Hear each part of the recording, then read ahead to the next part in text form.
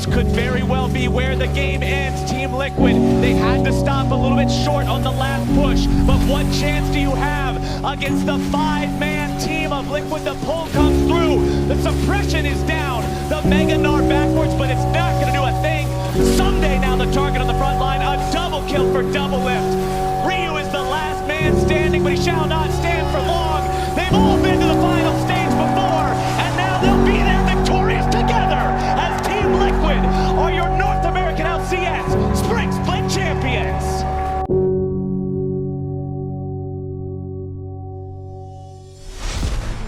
You know, walking back into the LCS, that first day back into the summer split, and starting the entire day by going on stage and holding the trophy and then watching the banner be revealed, it was nice. You know, it was definitely a change of pace. I'm not used to that. It was exciting. It was, I think, a little deserving. You know, I asked around to some of the other teams, like, hey, did you guys do triple blocks during the spring split? No, we didn't do that. How hard did you guys do that? We kind of, and so at least from what I could gather, we were the hardest working team in the spring split. And that kind of goes unrecognized. People, I think, just say, oh, they're talented, they've got great skill. That doesn't come without the hard work that goes into it. And it's hard to see that, right? Like, the passion, the energy that you put into your craft, where it doesn't feel dutiful. It feels like that there's nothing else, right? It's kind of in the iconic words of Bobby Fischer when he became the best chess player in the entire world, and they did an interview with him after he got off the stage, and they said, what are you gonna do next, Bobby? You're the best champion. He goes, I just wanna play more chess. And that's kind of the mindset that you have to have, is that I need to improve, I need to get better, I need to learn, I need to adapt with the meta, I need to improve my communication, I need to hone out all these tiny little mistakes that are so trivial. That mindset is so powerful, and to recognize it and to give into it and not settle for the way things are, that's what I think creates champions. You know, Doublelift has shown an incredible amount of mental resilience, strength. He kind of gives into the way things should be, and he also holds himself to such a high expectation, and also his teammates, that he's not going to settle, and so that attitude is infectious.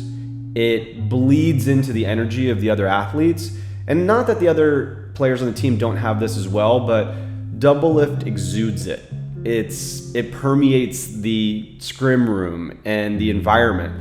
And when you have someone kind of on the inside that's not a coach or a manager or an analyst that is bringing that vibe, there's a sense of leadership that comes from within, and that mindset is it's so powerful. We have the same thing on our Dota team with Kuroki. And there was this documentary about the TI victory from last year when we won our share of $25 million. And at a certain point when we were in that series, and he said to the team, everybody shut the fuck up. We haven't won this yet. Stop thinking about winning. Focus on this game. Everybody just shut the fuck up, right? And just honed in on the band and pick. And those moments are just, they come about, right? When you have to exude leadership and everybody's looking to you. And so for me, there's been instances again where many of the members have done this, but Doublelift definitely stands out.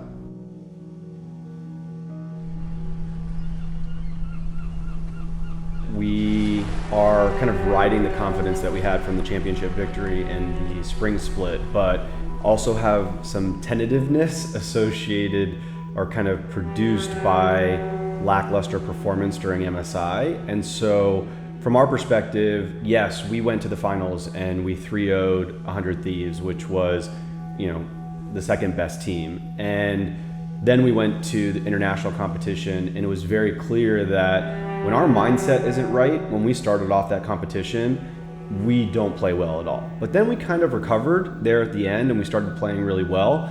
And so we know that we're capable as a team and as players in order to like put a dent in the international stage.